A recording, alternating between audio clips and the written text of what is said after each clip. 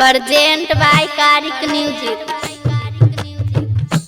बाबा लागल लॉकडाउन राजधानी में, बाबा लागल लॉकडाउन राजधानी में। हमरा मिलैया ना बाबा कनियो पानी हो, हमरा मिलैया ना बाबा कनियो पानी हो। हम तो मरल जाई छिया हम जापानी में, हम तो मरल जाई छी बाबा हो राजधानी में। कनियो मिलैया ना बाबा हमारा पानी हो, कनियो मिलैया ना बाबा हमारा पानी हो। जय कारिक रिकॉर्डिंग स्टूडियो नवराजपुर मुहतरी नेपाल। बाबा डीजे टेंट हाउस। आप सुन रहे हैं छबीला राज कुशवाहा को। हमारा गरीब के तो कोनो ना उपाय, जाऊं तो जाऊं बाबा के करा दुआरी। केते दिन से हम तो खैली ना खाना, केते दिन से बाबा हो हम खैली ना खाना। तभे हबे बंद बाबा यहाँ हो दुकाना, हबे यहाँ बंद बाबा सब है दुकाना। हम तो अली बाबा यहाँ कमाई, हमारा न हबे बाबा कोनो हो उपाय। हम तो बाबा फसल छिया राजधानी, हम तो फसल छी हो बाबा राजधानी। हमारा तो जिंदगी के अजबे कहाँ, बाबा लागल लॉकडाउन राजधानी में। हमरा मिलैया नहीं कनियो पानी हो। आप सुन रहे हैं छबीला राज कुशवाहा को। Baba DJ tent house Navrajpur Muhatri Nepal.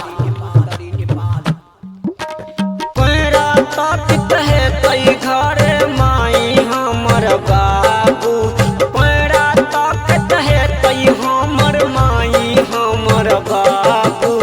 हमारा तो हबे यहाँ कोनो न हो काबू, हमारा तो हबे न हो कोनो हमरा काबू।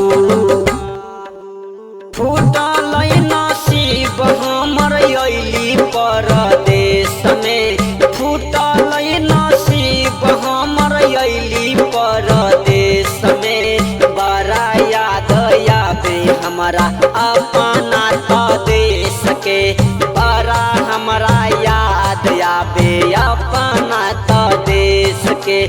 भले हम रही तो अपने तो देश में, भले हम रही तो अपने देश में।